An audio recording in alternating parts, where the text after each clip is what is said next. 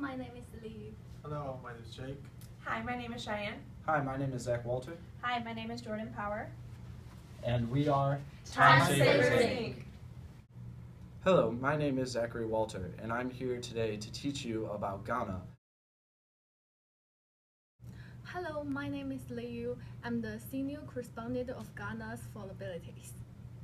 The first vulnerability of Ghana is sea level rising. It directly affects agriculture and farming communities within the country. Post-Ghana is located at the intersection of 3 hydroclimate zones and subject to the impact of Illinois Southern Oscillation, Intertropical Convergence Zone, and West Africa Monsoon. The second vulnerability is drought. Most in agricultural region, many people living in farming areas pose stresses on availability of water for domestic use. The third one is excessive rainfall can afford to fix them and cause about 378,000 people to become displaced. Excessive rainfall has led to an overflow of Ghana's major water bodies. The number 4 is deforestation and overgrazing. Farmers can afford proper machinery and products to fix overgrazed land. Increase in cocoa production has been a driver of deforestation. The number 5 is higher temperatures. Higher temperatures lead to a better chance of a drought and a decline in farmers' production. In combination with favorable rainfall patterns could prolong disease transmission season in some locations where certain disease already exists. The number 6 is lack of clean drinking water. Population relies on runoff as the main water resource affects all population, and the population is vulnerable to foodborne diseases. Hello, my name is Jake. I'm a senior correspondent of opportunities in Ghana. The first one I want to start with, the nature resources are the major source of wealth and livelihoods for majority rural Ghanaians and the state. Political, social, economical, cultural effects. Agriculture is the largest employer within the Ghanaian economy. Agriculture dominates the Ghanaian economy in the terms of income, employment, food security, and export earnings. Ecological, cultural, social, political, economical effects. About 67% of electricity generation in the country is from the hydropower, and 33% is from the thermal generation using diesel. Political, ecological, economic effects in it. Fourthly, Ghana is one of the world's top producer and exporter of cocoa, which is the affects culture, economical, political, and ecological effects. And fifth is rice production accounts for 15% of agriculture GDP and 45% of the total area planted in Ghana, which is the effects of cultural, economical, political, and ecological effects. Hi, my name is Jordan Power, and I am a senior correspondent for the history of Ghana. Ghana is a country that has been through many hardships. In 1947, the United Gold Coast Convention was formed in order to help its fellow countrymen. Unfortunately, though, it failed miserably. In 1948, Kwame Nkrumah formed the group Conventional People's Party in order to help the people. It wasn't until 1957 when Ghana finally gained independence through British rule.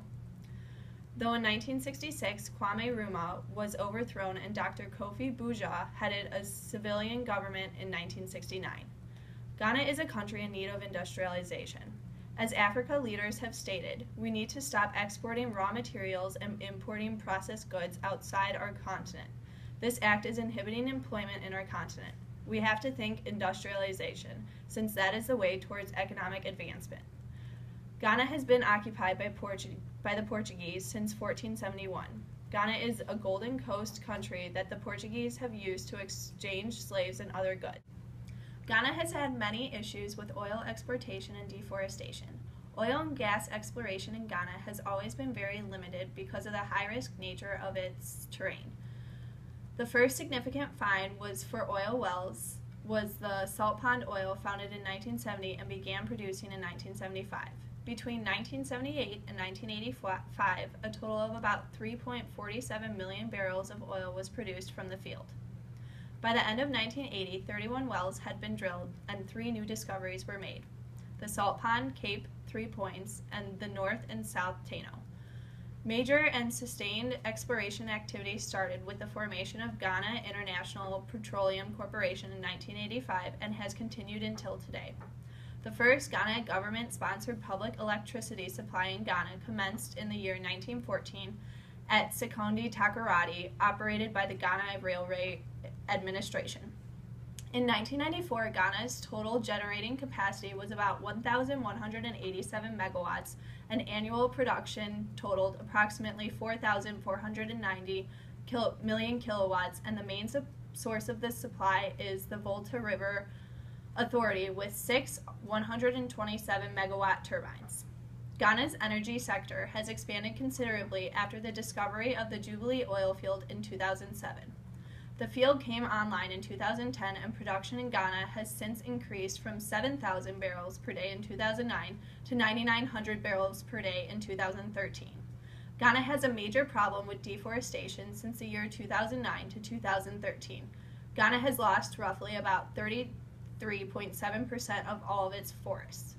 Ghana's main problem with deforestation is because Ghana's major economy is selling timber, cocoa, and maize, as cocoa and maize increasing population has grown in Ghana. As a result, people started logging the land illegally and doing logging practice for farming activities in order to feed their family. Hello, my name is Zach Walter, and I'm your senior correspondent for How Ghana Lives Its Traditional Lifestyle. Ghana is a highly rural area that consists of mostly agricultural and small traditional villages. Sadly, though, only the richest citizens get to live in the Western-style houses in Ghana. Though its poor nature, Ghana is a very diverse nation containing over 50 different ethnic and linguistic groups due to a high fertility. Ghana's population consists about 43% of people under the age of 50. Though due to its high fertility, Ghana's women play a huge role within its society. The women independently control any money that they receive from their own endeavors, even though their husbands normally provide the capital funds. Wives, however, assume the main work and financial responsibility for feeding the children, getting the husband ready, and any other child care expenses. Since Ghana, though, is such a poor nation, they have to settle for many trade-offs in order to survive. In order to increase crop production, you have to increase the deforestation and increase the available land for farming. When you increase the land for farming, you're also trying to increase the food export, which increases food security. This means people heavily rely on the deforestation to overmake more food available. When you have all this land to be farmed, therefore you have to increase child laborers, which will decrease the children in school and in the school system. And then in order to stop exporting raw materials, Ghana needs to deforest the land to build factories which will use those raw materials to create processed goods. This will increase Ghana's carbon footprint, which in effect their climate change overall impact. And in order to increase fossil fuel production, more wells need to be dug and putting the nation more in debt. Since all these trade-offs have occurred, the wondering question is, who is affected by all of these? Well, one of the main people that is affected by all of this deforestation and trade-offs of food insecurity are the women. Because when the women are working on the farms, they become less literate and their faces are heavily burdened on their time and are less likely to utilize productivity resources. And then also the children. The children start working instead of going to school because the increased demand of cheap labor so that they can kind of work on the farms and help provide for the families. Another trade-off, though, is that poor people, they have no money, so they can't get ahead. So therefore, they're working on the farms, but they can't ever fully build themselves up to the Western civilizations. And then the last one is the indigenous people, because they are living off the land, and it is very difficult to live off a land that has already been forested and overgrazed. Hi, my name is Cheyenne, and I'm the Chief Correspondent of Ghana's Platforms for Climate Change. Ghana's major platform ideas consist of many parts. Ghana endorses the active and effective citizenship, participation, and governance, but they lack the vulnerable groups like the youth, which accounts for about 60% of the population. A main goal for Ghana is to get more young people to participate in local governance. because it is important for youth to appreciate how to shape and implement policies. Another piece of the National Climate Change Policy Framework, the NCCPF, and how it aims to ensure a climate resilient and climate compatible development while promoting sustainable economic development. They have three major ideas to help: lower carbon growth, effective adaptation to climate change, and socioeconomic development. Ghana's emissions have the potential to grow over the coming years. Ghana will yield multiple folds of benefits, including socioeconomic prosperity, low carbon and climate resilience economy, and preservation of environmental and cultural integrity. One major way above all of these, though, is Ghana is the helping combat climate change by being a part of the UNFCCC, the Kyoto Protocol, and the Copenhagen Accord. The UNFCCC requires that each country have a national focal point and the National Climate Change Committee. Ghana has also produced a list of 55 nationally appropriate mitigation actions, which it is now prioritizing. The intention is for the focal points to act as a point of engagement with the global agenda, and also that they seek to ensure the domestic response is coordinated.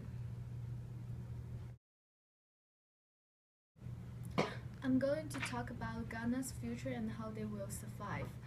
Ghana's agenda timeline is to, in 2015, continue deforestation, overgrazing, and land destruction. By 2017, to start researching into alternative energy and fuel sources. By 2020, to start exporting less raw materials, start importing less manufactured goods. By 2025, try to build factories on their overgrazed unfarmable land. By 2030, to set laws for a certain amount of forests that can be cut down per year and limit overgrazing. By 2031, to fully implement research from 2017 on sustainable alternative energy, and by 2035 be able to maintain and stabilize the economy without aid from another country. How will Ghana predict these costs? One might ask, but using alternative energy means to invest money into a resource that will never lose its power and which does not increasing or decreasing the cost and would be beneficial for governments to save some money. Also, by creating alternative energy, a lot of jobs will be created due to researching, creating renewable amenities. As a result, there are a lot of economical benefits. There are disadvantages, which is it costs a lot of money to maintain the renewable amenities because it requires a lot of chaos due to planning and implementation.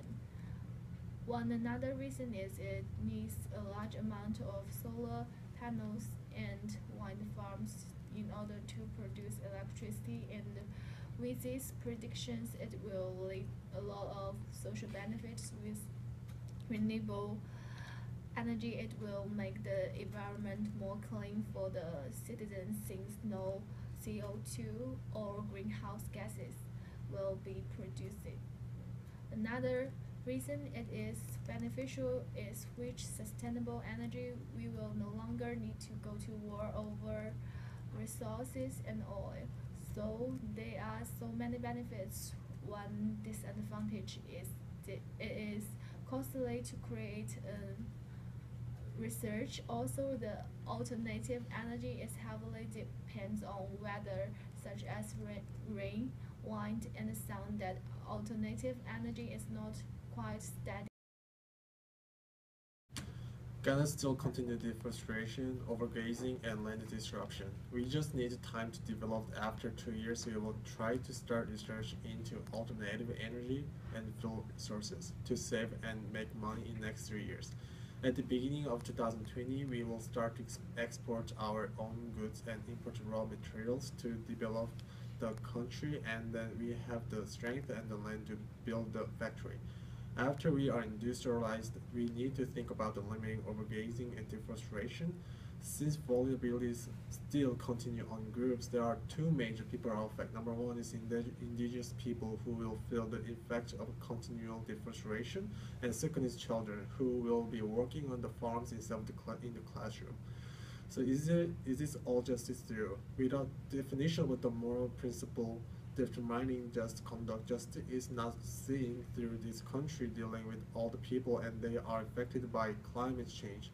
The laws set for overgrazing and deforestation will help to benefit the society and prevent more damage in northern Ghana. With these laws, Ghana will still have the appropriate groundwork to help deal with the climate change just by because everyone will have to follow these laws.